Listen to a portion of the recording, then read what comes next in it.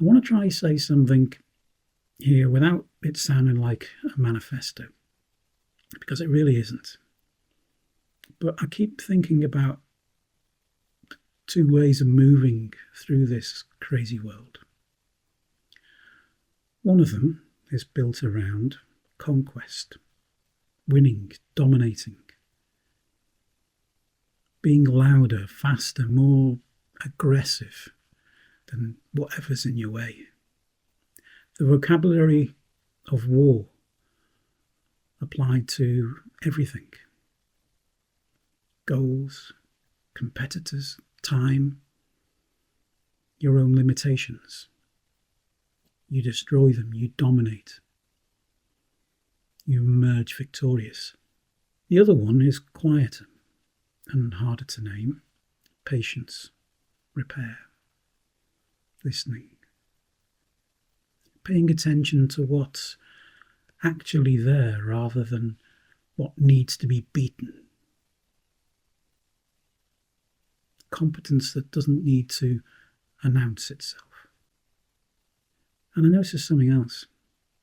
This language, the crushing, the destroying, the dominating, it's almost entirely male promoted. Men telling other men to kill it, crush it. Men who've decided that aggression is the signal of seriousness, that volume is the measure of strength. I'm not saying women are immune to it or that every man buys into it, but if you follow the money, follow the podcasts, follow the motivational speakers, there's a very particular kind of masculinity at the centre of it.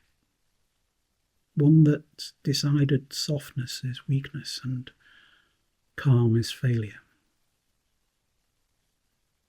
I've never recognised myself in that man, of that version of being a man. And I've decided it's worth saying that out loud. I've noticed, maybe particularly at my age, I don't know, that I've always been drawn to the second one. Not because I'm passive, I'm not, but because the first one has always felt like a performance I was never willing to give.